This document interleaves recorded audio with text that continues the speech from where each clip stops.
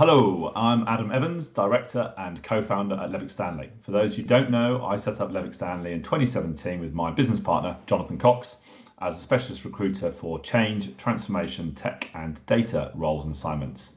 In this series, I'm talking to senior leaders from within change and transformation to understand more about their career and achievements, things they've learned the hard way and what they think the future likes for our sector. Today, I am delighted to be joined by Sandie Bakowski, a business psychologist and people change leader. Over the past 20 years, Sandie has led culture and change initiatives across a range of organisations, helping to shape and deliver complex, high-stake transformation. She also recently founded the Six Women Dinners community. This is a space designed to help women connect and network in a way that feels more human. What began as an in-person event has now evolved into an online platform, which we've been helping Sandie bring to life. I first met Sandie last year and we talked for around 2 hours about things that weren't necessarily work, and we connected across a huge variety of topics. When I then introduced her to certain clients of ours, I knew she'd be a brilliant fit to all that she met. Sandie, you've spent 20 years working at the intersection of people, culture and transformation. What have you learnt about how humans really respond to change? Oh, I wish I had a really simple sentence for that. Just one sentence. What I've learned actually, and it isn't as simple as all humans, what I've learned is people will react differently to change. And when I'm advising organizations on how to approach it, it's far easier if you take that group view of it and then you adjust your approach for each group. So how I approach change now is to look at it in a kind of big story, little stories type of way. You've got that big story, which is where organizations tend to start. How we're going to talk about the change, what are the values.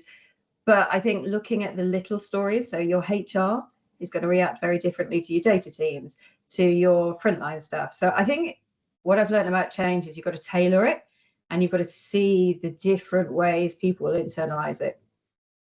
Yeah. Purely out of interest, is there any particular department who reacts better to change? I always think that potentially HR are very good listeners and are very on board quickly with change. Would that be a fair synopsis? I mean, it does change, and the context is really important. So, because it'll change from organisation to organisation. HR is configured in different ways in different organisations, of course, but also over time as well. If you go back 10 years, change was very different to what it is now. Change have a lot of HR have a lot of skills that allow them to see the people side, which is really, really helpful. But then you've also got where you've got agile teams, they're programmed to embrace and love change. If anything, you sometimes need to hold them back a little bit. So yes, we've got different characteristics, but it'll change with the organization. Absolutely. Yeah. And do you find that, you mentioned sort of 10, 20 years ago, do you find that now change is more formalized within organizations? Because I think when I started recruiting change folks 2009, 2010, it was very much just a sort of add-on and a bit of consultancy that might come in and do it. Whereas now you actually see whole permanent structures built around change within organizations. Yeah, it is really interesting, because when I started as a graduate, it was way back. Do you remember TQM and ISO 9000 and business process re-engineering and all that? So it actually was quite structured. Yeah. Okay. Then it did become an add-on to project management. So you'd have a change plan and you'd have your project plan. Agile came in, so it kind of changed from there. I think HR, a lot of kind of coaching came in, a lot of people factors. I think change has become more recognized, but I think it sometimes needs to be less structured. I think sometimes you need to be able to see more that it's not going to follow a plan and people won't do what they're told to the plan. So I think those human aspects of it, being able to respond to that, that's where the smart organizations are. Yeah, I can see that. And how has your approach to leading change developed during your career, do you think? So I suppose it's picked up things, it's picked up skills along the way, it's picked up more understanding. So where my approach used to be much more, I get asked more by clients for the formal change management. I often work alongside big technology rollouts, massive rollouts. So I would need to do the structured part, the change plans, the change impact assessment and all of that, those aspects of it. Now it's much more coaching, because you've got you've got a whole load of experts who really know what they're doing, whether it's AI, data, technology, organizational design. They know their stuff. I'm going along and coaching them on the people side and how groups might identify and how they may change. So it's shifted more from come and do this alongside us to answering questions about what type of organization do we want to be?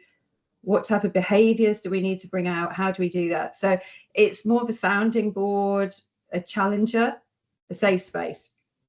Yeah. You mentioned then you do a lot of change and coaching alongside technology rollouts. Do you find that a lot of organizations potentially focus too heavily on the tech side and not enough on the people side? Right, this is really interesting because this is like an answer of two halves here, Adam, because if you look at the budgets, they focus on the tech side and they spend money on the tech side.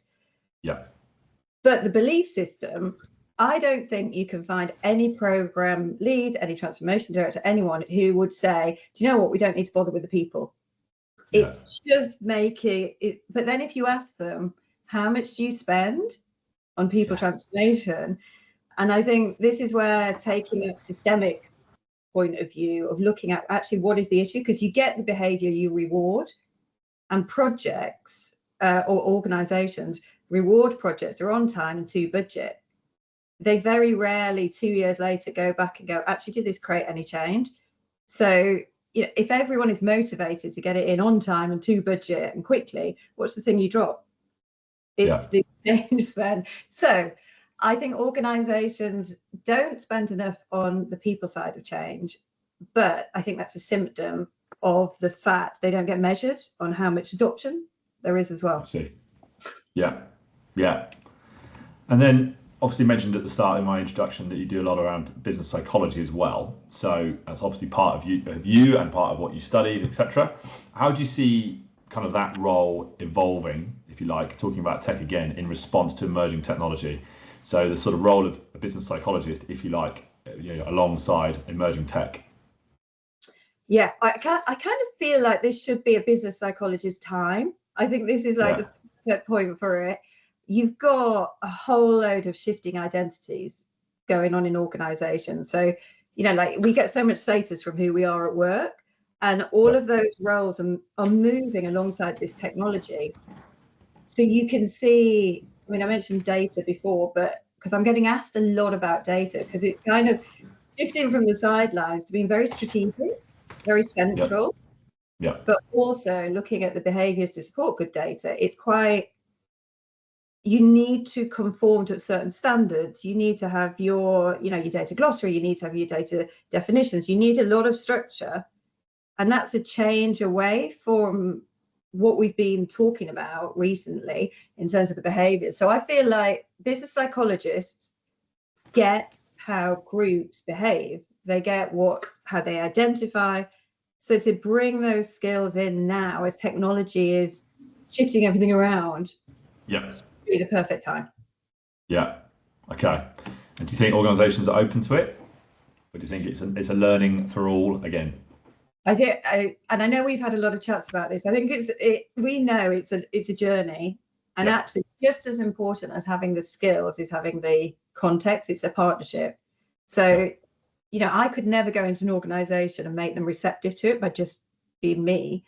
You have to have the organization. So you've got to have the leaders who, when they say people change is so important, they also get how strategic it is as well. So I think it's going to be emerging, Adam. I think it's finding those leaders who are at the front of that, who we're investing a lot of money. Are we getting the return? And they are open to bringing in skills to help them get there. Yeah. And it's those tangible results, isn't it, that people want as well, I think, as leaders, which is always difficult because they're spending this much money. And like you say, how can you see the results against that? And I think it's difficult, similar to things, I suppose, a bit like marketing as well, which, you spend a lot on marketing, why it is important, but is the tangible results there too? So always an interesting one for business leaders, but it'd be interesting to see how that develops over the next, 6, 12, 18 months, I think, really, particularly with the drive for good quality data with the AI piece as well. And actually, fun enough, talking about sort of leaders and people who are responsive, you're also the founder of the 6 Women Dinners. What inspired you to create that space? and what conversations are happening in there that you think the wider sort of industry that we talked about need to hear?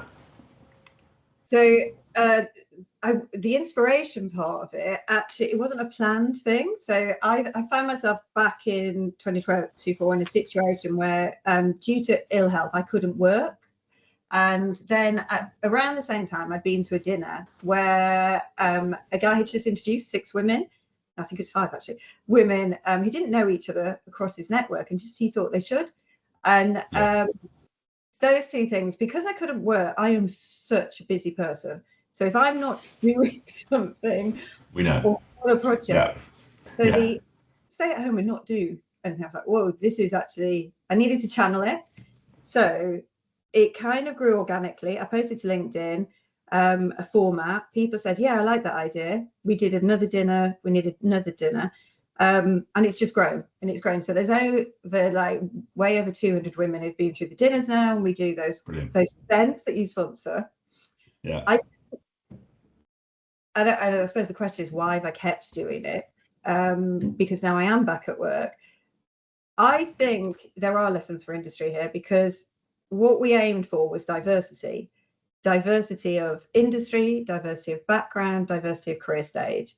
And what we wanted to do was to bring all of that diversity together, because networking is often, you're in a lane, you know, lawyers meet lawyers, psychologists meet psychologists. This was mixing it up.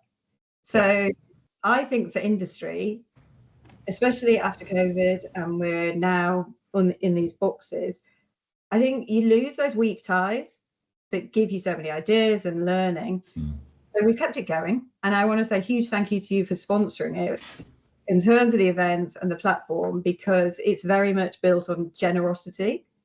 But the format we've used and the psychological skills to allow that diversity to work in industry, if you can allow different voices to speak up, if you create the psychological safety to hear alternative views to your own without feeling the need to come in with, no, you're wrong or you're right, just the curiosity, I think there's a huge amount for industry to learn from creating cultures that can do that.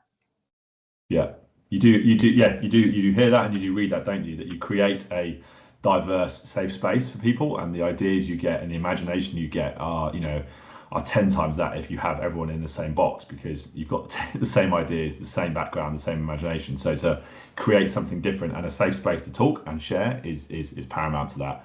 And we do see that from a lot of our clients as well, asking us to look outside the norm. And that's always quite exciting, because then you're actually recruiting someone on something very different to, I need another one of those. It's, I need someone who can challenge the status quo. I need someone who's different. Yes, they need to have a certain skill set around change transformation, but actually, if they've got something different in their background or a different sector or something that's, just a different idea, we'd like to meet them. And I love that, because then it's putting people together rather than kind of skills and JDs together. So I think that's such an important element of the sort of job market moving forward. So that's it's good to hear.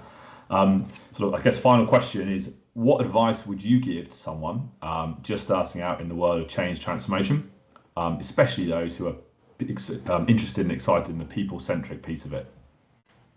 Okay, so I think I would say, because everything changes so fast, and if I just look back at the skills that I've picked up along the way, they've been very diverse. I would say keep learning, keep being curious, but don't learn alone. I really do think you can't, change is such a broad topic, and there are so many things. And the benefit I feel I have now is that I recognize the power of my network. If I need to bring someone in, I combine my skills. So I think if you're coming into the industry, I think trying to be everything on your own is really tough. I think if you can surround yourself with people that you can keep learning from, that you can combine your skills together to deliver something, when to call on others. I think, you've got to be able to cover a lot of ground these days with change. You can't be an expert in everything. So keep being curious, keep learning, expand your network. Yeah. How big is your network? Well, for me personally, the 6 women dinners has really helped. And I learn so, and as well, I think in this market as well, you're future-proofing your career. You need to stay relevant for the future. And so many women in the network where there's a lot of redundancies at the moment. So if they've been made redundant, and then you're in a job market where you know this, like it's a tough job market. You're trying to get through ATSs, the LinkedIn, and all of that. Yes. To have a strong network of people going across different industries is really, really important.